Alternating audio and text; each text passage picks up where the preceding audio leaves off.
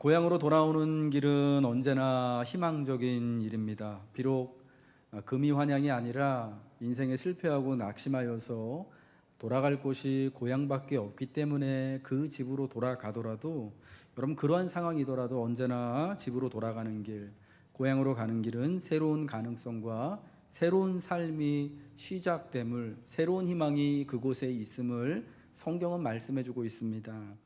특히 우리 성경에서 바단 아람에서 고향인 가나안 땅, 그가 하나님을 만났던 베델로 돌아왔던 야곱이 그렇습니다. 아버지 이삭이 여전히 살아있는 헤브론으로 찾아가는 야곱의 귀향에서 그러한 새로운 가능성과 희망을 보게 되어집니다. 모압이라는 외국에서 어렵게 살다가 남편과 두 아들, 자신의 모든 것을 다 잃고 마침내 홀로 남아서 고향 땅 베들레헴으로 돌아가는 나오미의 귀향이 사실은 그런 새로운 가능성과 희망을 이야기하고 있고요. 그리고 우리 예수님의 가르침 속에서 탕자가 다시금 집으로, 아버지 품으로 돌아오는 그 귀향이 바로 돌아오는 일을 통해서, 비록 돌아오는 그 상황이 실패를 의미하는 것이고 아무것도 남지 않은 완전한 무너짐을 의미할지라도 집으로 돌아오는 것으로 인하여서 새로운 희망과 새로운 기대와 새로운 가능성을 가지게 됨을 말씀을 해주고 있는 것이죠. 오늘 요한복음 21장의 말씀은요, 예수님께서 부활 후 세 번째 제자들과 함께 만난 사건을 우리에게 감동적으로 그려주고 있습니다. 특별히 예수님께서 말씀하신 대로 제자들과 갈릴리에서 만나게 되어지는 것을 말씀을 해주고 있는 것이죠. 시몬 베드로가 나는 물고기 잡으러 가겠다라고 하면서 예루살렘을 떠나서 그의 원래 살았던 고향 땅, 집이 있고 생계가 있는 갈릴리, 디베레아 호수라고 불리우기도 하고 게네사렛 호수라고 불리우기도 하는 그곳으로 떠나가게 될 때에 다른 제자들, 디두모라 하는 도마와 갈릴리 가나 출신의 나다나엘과 세베대의 두 아들들이었던 야고보와 요한 형제, 그리고 이름은 알려지지 않았지만 두 명의 제자들, 이렇게 총 7명의 제자들이 함께 시몬과 함께 갈릴리 고향 땅으로 돌아가게 되었던 것입니다. 여러분, 이들이 고향 땅으로 돌아가기 전까지요, 사실 부활하신 예수님을 이미 두 번이나 만났던 사실을 성경은 우리에게 말씀해주고 있죠. 안식 후 첫날 제자들이 유대인들을 두려워하여서 모여 있던 곳에 부활하신 예수님이 처음으로 찾아오셨습니다. 그때 시몬은 예수님을 첫 번째로 만나 뵙게 되었죠. 그리고 정확히 그때로부터 여드레 일주일을 지나서 제자들이 다시 한 집안에 모여 있을 때, 그때는 도마도 함께 있었는데 이 도마가 첫 번째 예수님이 부활하신 것을 만났을 때 제자들과 함께 있지 않다가 부활하신 주님의 소식을 듣지 않습니까? 그러고 나서 내가 직접 내 손으로 예수님의 못자국 난 그 손과 창자국이 난 창에 찔린 옆구리를 만져보기 전에는 나는 도무지 믿지 못하겠다고 했거든요. 여러분, 그때 부활하신 주님이 나타나셔서 도마에게 그 못자국과 옆구리의 창자국을 보시면서 야, 이 손가락을 이리 내밀어 내 손을 보고, 내 손을 내밀어 내 옆구리에 넣어보고 믿음 없는 자가 되지 말고 그리하여 믿는 자가 되라고 말씀하셨던 그런 부활하신 주님을 직접 손으로 만져보며 주님을 만나보게 되었던 것입니다. 부활하신 주님과 이 두 번의 만남은 베드로에게, 요한에게, 그리고 도마에게 여러분 어떤 의미였을까요? 제자들은 분명 부활하신 주님을 영이 아닌 몸으로 만나 뵙게 되었습니다. 그럼에도 아직 주님의 부활하심이 그들에게 무엇을 의미하는 것인지, 부활이 어떤 새로운 가능성을 그들에게 부여하고 있는지에 대해 잘 알지 못하고 있었던 것이 분명합니다. 그래서 시몬과 제자들은 예루살렘을 떠나서 나는 물고기 잡으러 가겠다라고 하고 원래 그들이 있었던 자리, 그들의 생업을 이어가던 자리, 그들의 고향과 집이 있던 갈릴리 디베랴 호숫가로 돌아가서 그날 물고기를 잡게 되었던 것이었다라는 것입니다. 그들은 고향집으로 돌아왔습니다. 원래 어부 물고기를 잡던 그들의 생계를 위한 생업으로 지금 복귀를 하게 되었던 것입니다. 3년 전에 예수님이 그들을 부르셨던 그 자리에서 다시금 3년 전으로 돌아가게 되었던 것이죠. 부활하신 예수님을 만났지만 그 다음에 무엇을 해야 할지 알지 못하고 있었기 때문에 내가 더 이상 예루살렘에서 무슨 일을 할 수 있을까? 더 이상 무엇을 할 수 있는지 몰랐기 때문에 돌아가게 되는 것이죠. 더 이상 예루살렘에 있을 이유가 없을 것이라고 느꼈을 거예요. 그래서 고향으로 돌아갔습니다. 예. 7명의 제자들이 고향으로 돌아가면서 여러분 그들에게는 또한 무슨 일을 해야 할지 몰랐겠지만 또한 한편으로는 예수님에 대한 실패감, 미안한 마음이 들어서 이제는 더는 예수님의 제자로서 살아갈 용기가 나지 않기 때문에 아마 고향 땅으로 돌아갔을 것이다라고 우리는 그 두 번째 이유를 또 이렇게 추측할 수가 있을 것 같아요. 시몬과 같은 제자는 예수님을 3번이나 부인하지 않았습니까? 예수님께서 모든 제자들이 다 나를 떠나고 흩어질 것이다라고 마가복음 14장에 예수님의 고난과 제자들의 흩어짐과 부인을 예고하실 때 여러분 그 예고를 하시면서 예수님이 뭐라고 하시냐면 내가 너희들이 다 나를 버리고 도망가고 흩어질 거다. 그러나 내가 다시금 부활하고 살아나서 너희보다 먼저 갈릴리로 가서 그곳에서 너희를 만날 것이다 라고 갈릴리에서 만나볼 것을 예수님이 미리 말씀하셨습니다. 여러분 그때에 시몬이라고 하는 제자가 다 주님을 부인할지라도 나는 주님을 부인하지 않겠습니다, 버리지 않겠습니다라고 단호하게 이야기를 할 때 예수님이 뭐라고 하십니까? 내가 오늘 밤 닭이 2번 울기 전에 내가 3번 나를 부인하리라 말씀했거든요. 여러분 그 주님의 말씀에 따라서 정말 그날 밤 베드로는 시몬이라고 불리우는 베드로는 예수님을 3번이나 또 마지막 3번째는 자기 자신을 저주하기까지 하면서 예수님을 부인하게 되어지게 되는 것이죠. 이러한 부끄러운 모습을 예수님이 잡히시던 날 밤에 예수님이 십자가에 달려 돌아가시던 때 시몬과 그 제자들은 다 경험을 했던 거예요.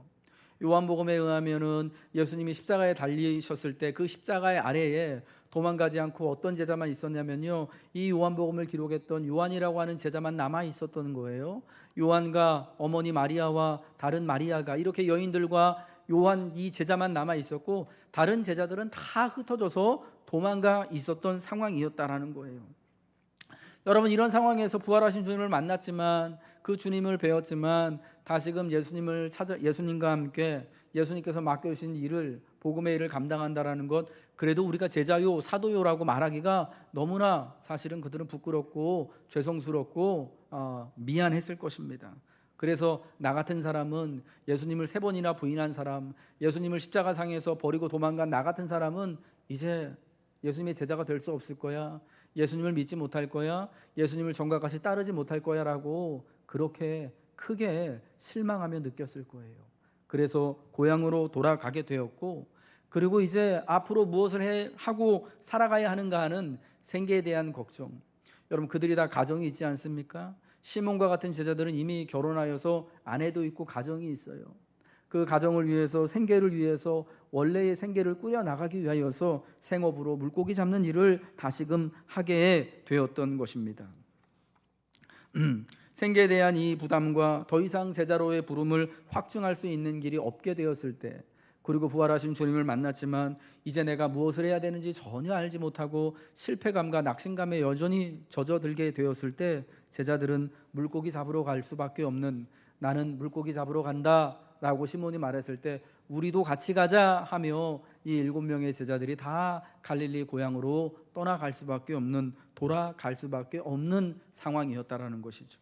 여러분 그들은 이 갈릴리로 돌아간, 고향 땅으로 돌아간 것이 어떻게 보면은 이 제자들의 믿음과 또 소명의 실패라고 말할 수 있을 것입니다. 인생의 뒤로 다시금 이렇게 백하게 되어지는 그러한 큰 낙심되는 상황임이 분명합니다. 그러나 여러분 주님이 말씀하신 대로 내가 먼저 갈릴리로 가서 그곳에서 너희를 만날 것이다 라고 말씀하신 주님의 말씀이 있었기 때문에, 먼저 갈릴리 그 호숫가에 가신 예수님이 계시기 때문에 여러분 이들의 낙향이요, 이들의 실패를 의미하는 고향으로 돌아가는 것이 이제 더 이상 실패가 아니라 새로운 가능성과 새로운 희망을 품게 되어지는 우리 부활하신 주님의 놀라운 기적 같은 은혜의 사건이 되게 되었다라는 것이죠. 이 고향 땅으로 돌아간 제자들은요, 이제 그곳에서 그날 밤이 맞도록 물고기를 잡는 일을 하게 되어집니다. 그런데 아무것도 잡지 못한 그날 밤이었다라고 성경은 말씀하고 있습니다.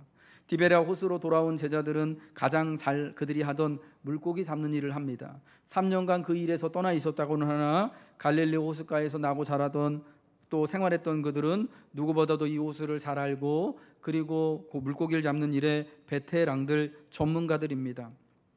그러나 생계를 이어가기 위하여 그날 밤 배를 띄우고 물고기 잡이에 나섰으나 배 두 척을 띄우고 또 양쪽에서 그물을 막고 그 오른편 왼편에 또 물고기를 잡기 위한 그물을 던졌지만 오른쪽으로 왼쪽으로 수십 번의 그물을 던졌지만 그날 밤 아무것도 잡지 못한 상황이었고 그렇게 빈손으로 그날의 아침을 맞이하게 되었던 것이었죠.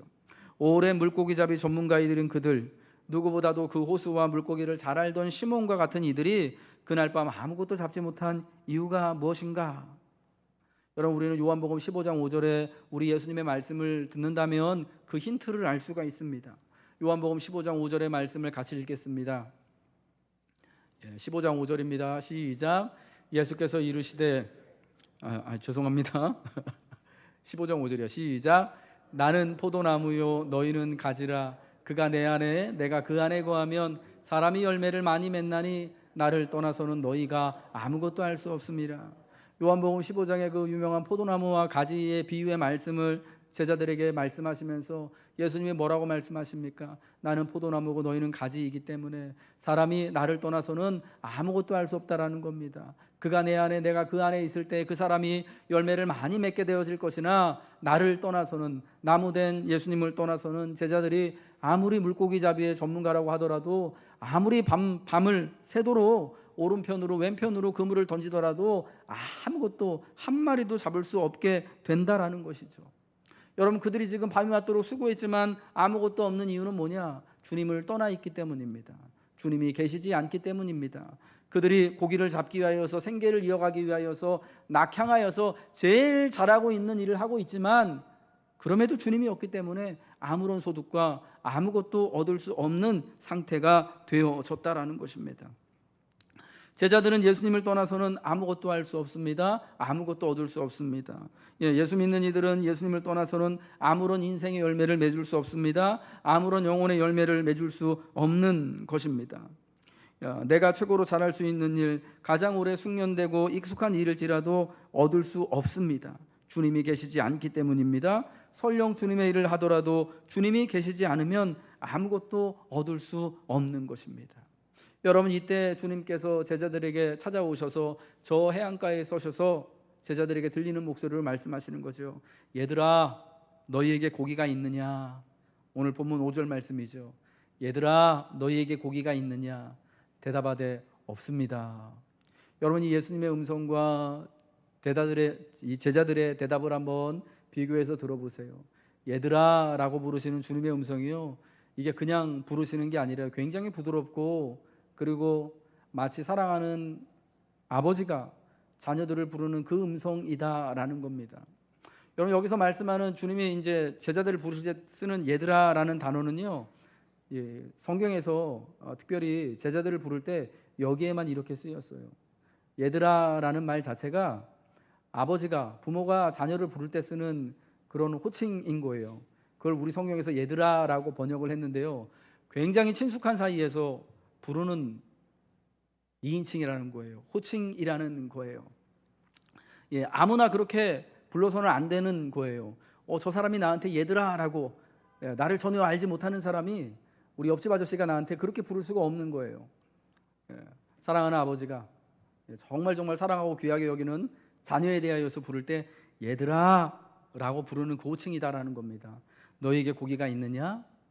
풀이 죽은 제자들이 대답합니다. 아마 속으로 궁금했을 거예요. 아니, 저 사람이 누구기에 우리 보고 얘들아, 마치 부모가 나를 부르듯이, 마치 주님이 이전에 나를 부르듯이 이렇게 부를까 하면서도 그 부드러운 음성에 감동되어져서 아무것도 없습니다 라고 약간은 풀이 죽은 상태로 대답을 하게 되어지는 것입니다.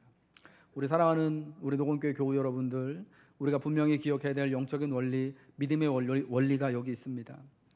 주님이 계시지 않으면요, 우리는 아무것도 누릴 수 없고 아무것도 얻을 수 없다라는 것입니다.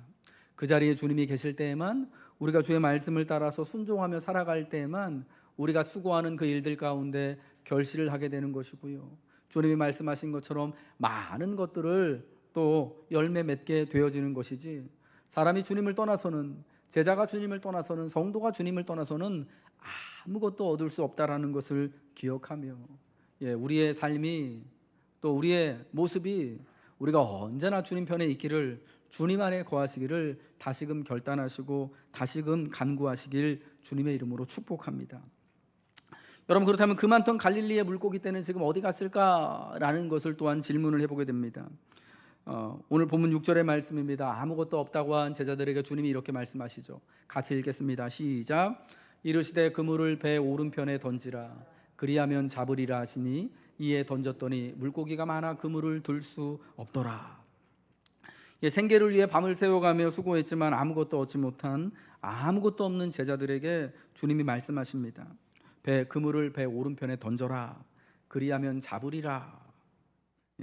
주님의 말씀대로 그물을 배 오른편에 던졌더니 물고기가 많아 그물을 들 수 없을 정도가 되었습니다. 여러분, 그 제자들이요, 예수님의 말씀을 듣기 전까지, 그날 아침 예수님을 만나기 전까지요, 그물을 배 오른편에 몇 번이나 던졌을까요? 밤이 맞도록 수고했는데 수십 번, 어쩌면 여러분 그 이상을 오른편으로 왼편으로 그물을 던지지 않았겠습니까? 이전에 그 시간대에 물고기가 잘 잡히는 곳에 가서 그 모든 것을 잘 알고 있던 제자들이 마치 가두리 양식하듯이 그물을 중간으로 이렇게 삥 둘러치고 배 두 편으로 해가지고 양편에다 이렇게 그물을 딱 내려서 가운데에 포위된 물고기들을 이렇게 건져 올리는 거거든요. 이거를 여러분 수십 번 7명의 제자들이 했었을 거예요. 그런데 그때마다 다 텅텅 빈 그물, 희한하게도 피레미 한 마리 나오지 않았던 호숫가였는데 우리 주님의 말씀대로 그 말씀을 의지하여서 그물을 던졌더니 물고기가 많아서 그물을 둘 수 없을 정도로, 두 배에서 사람들이 다 달려들어서 끌어올릴 때야, 그때에서야 비로소 그물을 들어 올릴 수 있을 만큼의 많은 물고기, 오늘 성경에 의하면 그 물고기 수가 153마리였다고 하는데 그 많은 물고기를 건져 올릴 수가 있게 된 것입니다. 갈릴리 이 호수는요, 원래 물고기가 없던 곳이 아니에요. 여러분, 그날만 고기들이 다 씨가 말랐었을까요? 아니죠. 시몬과 그의 동료들과 그의 가족들, 그의 아버지와 아버지의 아버지들은 오랜 세월 동안 갈릴리 바닷가에서 물고기를 잡는 것을 업으로 하고 살아왔던 사람들입니다. 물론 여러분, 지금은 오늘날은 환경의 문제, 기후의 문제로 인하여서 점점 호수도 말라가고 물도 줄어들고 물고기 종류도, 그리고 물고기 개체수도 점점 줄어든다는 그런 안타까운 소식이 들려오지만, 여러분 그때만 해도 사실은 얼마나 많은 고기가 갈릴리에 있었고, 그 갈릴리 바닷가를 또 근간으로 해서 얼마나 많은 시몬과 같은 사람들이 고기를 잡으며 그 잡은 고기를 가지고 또 가족들의 생계를 책임지며 여러분 살아왔겠습니까? 그러나 그 바닷가의 물고기 떼가요, 그날 그 밤만큼은 보이지 않았다라는 거예요. 밤새도록 수고하는 이들에게 한 마리도 잡히지 않았다라는 거예요. 여러분, 분명 저 호수는요, 물고기가 있는 곳입니다. 저 호수 어딘가에 물고기가 때를 이어서 살아가고 있습니다. 그런데 그 밤에는 한 마리도 잡지 못한 이유는 뭐냐? 그 갈릴리 호수와 그 안의 물고기들이 모두 지금 주님의 말씀대로 일사불란하게 주의 말씀을 따라 움직이고 있었기 때문이었다라는 것입니다. 여러분, 그 많은 갈릴리의 물고기들 어디 있는가? 어떻게 잡을 수 있는가? 주님의 말씀을 따라, 주님의 손길을 따라 움직일 때에, 주님의 말씀을 따라 배에 그물을 내릴 때 잡을 수 있음을 믿으시기 바랍니다. 주님의 말씀을 따라 수고할 때 인생의 그물에 풍성히 고기를 얻게 되어지는 것이고요, 주의 말씀을 따라 순종할 때 흩어진 영혼들을 다시금 주님 품으로, 우리가 교회 안으로 또 불러올 수 있음을 기억해야 한다라는 것입니다. 그러니까 어느 곳에 물고기가 많은가, 어느 곳에 풍성한 결실이 있는가, 주님이 말씀하시는 곳, 그물을 오른편에 던지러 가면 그물을 오른편에 던지는 것이고요, 저 깊은 데로 가서 그물을 던지라 하시면 그 깊은 데에 가서 그물을 던지는 수고를 할 때에 마침내 인생의 그물을 다 들어 올릴 수 없을 만큼, 나 혼자 핸들할 수 없을 만큼의 풍성한 수확을 하나님이 허락해 주신다라는 것입니다. 여러분, 이것은 부활하신 주님이 제자들에게 세 번째 나타나신 사건이었습니다. 성경은 친절하게 오늘 본문 21장 14절에 이렇게 말씀하고 있습니다. 이것은 예수께서 죽은 자 가운데서 살아나신 후에 세 번째로 제자들에게 나타나신 것이라. 몇 번째라고요? 세 번째. 여러분, 이 세 번째 나타나심의 이유가 뭘까요? 이미 두 번의 나타나심을 통하여서 예수님은 제자들에게 주님께서 말씀하신 대로 부활하시고 살아나셨음을 분명히 보여주셨습니다. 그럼 왜 세 번이나 나타나실 필요가 있었을까?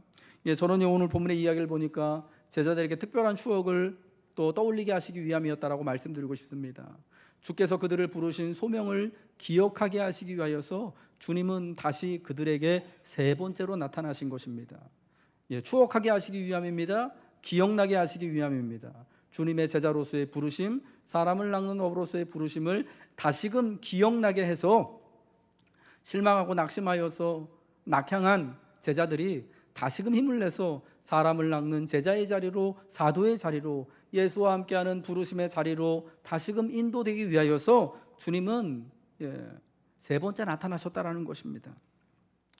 오늘 이 요한복음 21장의 바닷가에서의 이 이야기와 똑같은 이야기가 누가복음 5장에 예수님께서 처음 제자들을 부르셨던 그 갈릴리 그날 3년 전에 있었던 사건과 똑같음을 말씀하여 주고 있습니다.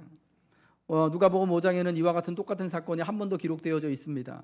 그런데 예수님이 부활하신 이후가 아니라 예수님이 처음 갈릴리에서 사역을 하실 때 처음 시몬과 이 세베대의 요한과 야고보와 같은 제자들을 부르셨을 때 그 사건이 있었음을 말씀해주고 있습니다. 갈릴리 게네사렛이라고 불리우는 고수에서 무리들에게 하나님 나라의 복음을 가르치실 때 시몬과 야고보와 요한을 찾아오셔서 그들을 사람을 낚는 어부로 부르시는 장면에서 이와 같은 똑같은 일이 있었죠. 그날 밤에도 시몬이 밤이 맞도록 수고했지만 물고기를 한 마리도 잡지 못했다고 말씀하고 있는데 사람들에게 복음을 다 전하신 예수님, 시몬의 배를 강단 삼아서 띄워서 제 사람들에게 복음을 이야기하시고 그 말씀을 다 마치신 이후에 시몬에게 깊은 데로 가서 그물을 던져라 하셨던 예수님, 그때 시몬이 이렇게 말하지 않습니까? 주님, 우리가 밤이 맞도록 수고하였지만 한 마리도 잡지 못했지만 이제 주의 말씀에 의지하여서 그물을 한번 내려보겠습니다라고 했을 때, 깊은 데로 가서 그물을 내렸을 때 정말 들어 올릴 수 없을 만큼의 많은 물고기를 잡게 되어지는 사건이 있었습니다. 여러분, 그때 시몬이 예수님 앞에 넙적 엎드려서 그가 두려운 마음에 이렇게 고백하지 않습니까? 주님, 나를 떠나소서, 나는 죄인입니다. 나를 떠나달라고 간청했던 베드로에게 예수님은 이제부터 내가 사람을 낚는 어부가 되리라, 나를 따라오너라라고 그를 제자로 부르셨던 사건이 있었습니다. 여러분, 그때 시몬과 그의 아우인 안드레와 또 세베대의 두 아들들인 야고보와 요한은 배와 그물을 버려두고 예수님을 따르는 제자의 길에 따라 나서게 되었던 것입니다. 오늘 요한복음 21장의 이 사건은요, 정확히 그때의 사건을 추억하게 하는 거예요. 아마 예수님이 그들을 불렀을 때, 얘들아, 너희에게 고기가 있느냐? 없습니다. 그물을 배 오른편에 던지라, 그리하면 잡으리라 했을 때 바로 그 3년 전에 그 사건이 떠올랐을 거예요. 야, 이거 어디서 많이 들었던 음성인 것 같은데, 이거 어디서 많이 내가 경험했던, 내가 한번 이미 겪었던 그런 일들 같은데, 막 그 속으로 막 이렇게 막 이전에 막 사건이 떠오르면서 그물을 던졌을 때, 마침내 그 그물을 들어 올렸을 때 많은 물고기가 잡히게 되었던 것을 보면서 아, 저분이 주님이시구나라고 하는 깨달음을 얻게 되었던 거죠. 6절에 물고기가 많아 그물을 둘 수 없게 되었을 때, 그 다음에 7절에서야 비로소 예수께서 사랑하시는 그 제자, 그러니까 이 요한복음을 기록한 사도 요한이요, 먼저 예수님을 알아보게 되어지는 것입니다. 그 제자가 베드로에게 이르시되 주님이시라. 주의 음성을 다 듣고 이전과 같은 그런 물고기를 잡는 놀라운 이 신비한 기적을 경험하고 나서 이제 비로소 주님을 깨닫게 되었던 것이지요. 여러분, 이 모든 사건은요, 갈릴리로 가서 그들을 만나겠다고 하신 예수님께서요, 제자들을 이제 부활하신 주님을 만났지만 낙심하고 실망하고 좌절하고 있었던 제자들을 다시금 격려하셔서 회복시키셔서 다시금 그래서 이전의 추억과 은혜를 생각나게 하셔서 다시금 그들을 부르시기 위하여서 마련된 것이었다라는 것입니다. 십자가와 부활 이후 시몬과 제자들에게 사람을 낚는 업으로서 부활하신 예수님을 모든 이들에게 전해야 할 사명을 있음을 일깨워 주시기 위한 것입니다. 주님과의 추억을 생각나게 해서 다시 은혜의 자리로, 다시 예수님과 함께 수고하는 자리로 인도하시고자 하시는 것이죠. 그런 면에서 갈릴리 호수만큼 제자들과 예수님의 추억이 강하게 묻어나는 곳도 없습니다. 그곳은 처음 주님을 만난 곳이었고요. 처음 주님을 따라 나선 곳이었고요. 또한 그 갈릴리 여러 마을 곳곳에서 예수님과 함께 다니면서 하나님 나라 복음을 전할 때 예수님의 말씀을 통해서, 예수님의 손길을 통하여서, 예수님의 손길을 또 선포를 통하여서 얼마나 놀랍고 신비한 기적적인 일들이 일어나게 되었던가를 직접 자신들의 눈으로 겪고 경험했던 곳이 아니었겠습니까?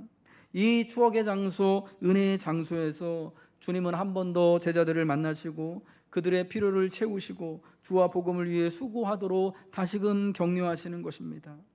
얘들아, 너희에게 고기가 있냐? 여러분, 예수님께서 왜 물어보실까요?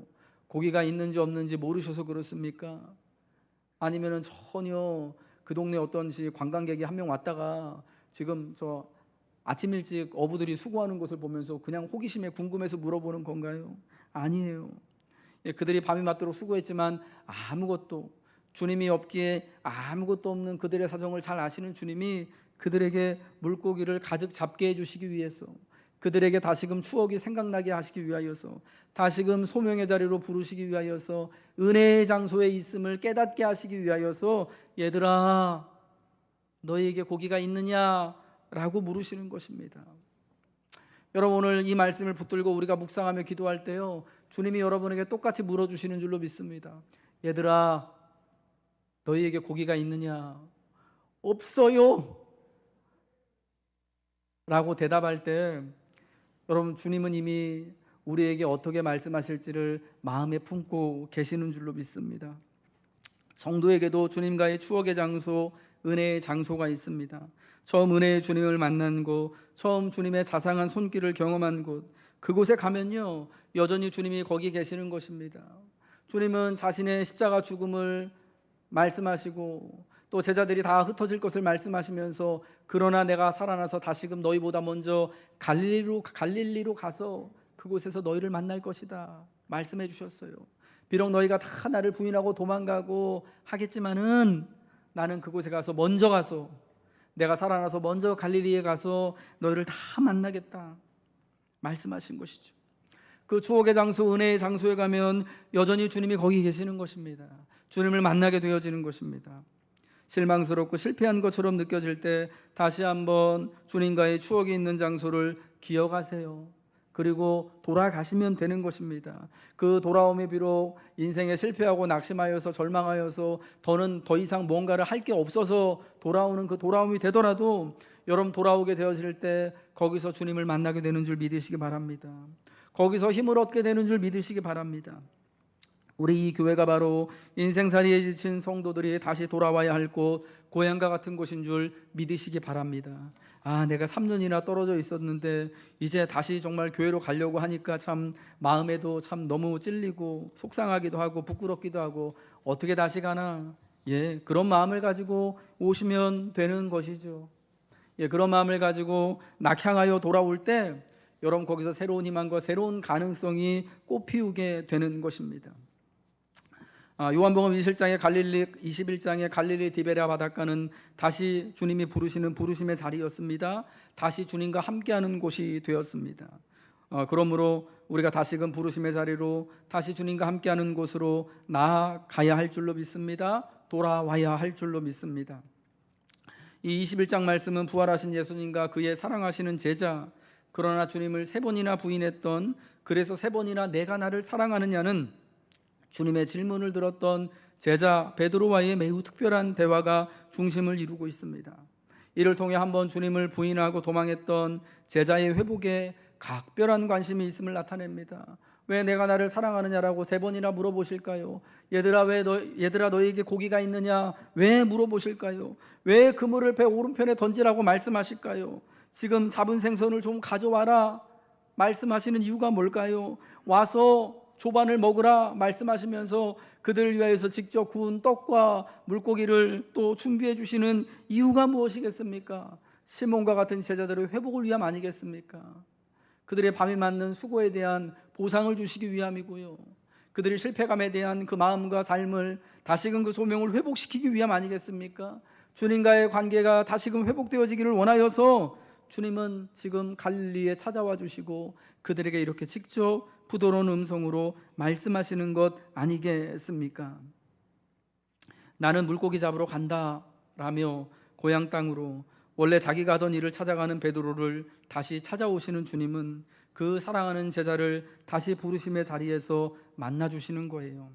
그리하여 다시 주님이 부르시는 곳으로, 주님이 원하시는 대로, 주님이 함께하는 곳으로 사람을 낚는 어부가 되는 고귀한 사명의 자리로 되돌려 놓으시는 것입니다. 우리 주님의 관심은 베드로와 같은 제자의 회복에 있습니다. 성도의 회복에 있습니다. 베드로로 대표되는 제자들과 성도들의 회복에 주님의 마음이 있음을 오늘 성경의 말씀을 통하여 듣고, 이제 이 주님 우리에게 말씀하시고 내가 너와 만날 거야 라고 말씀하신 그곳에서 만나자고 말씀하신 여러분 주님과의 특별한 은혜와 주님과의 특별한 기억과 추억을 기억해내십시오. 그리고 우리가 돌아온 그 자리에서 주님께서 채워주시고 부어주시는 은혜를 우리 같이 기대합시다. 그리고 마침내 주님 안에서 우리가 또 회복되어진 우리의 삶과 믿음과 또 우리 교회와 우리의 인생을 기대하며 서로를 축복하며 다시금 하나님의 은혜의 자리에서 살아가기로 결단하시길 주님의 이름으로 축복합니다.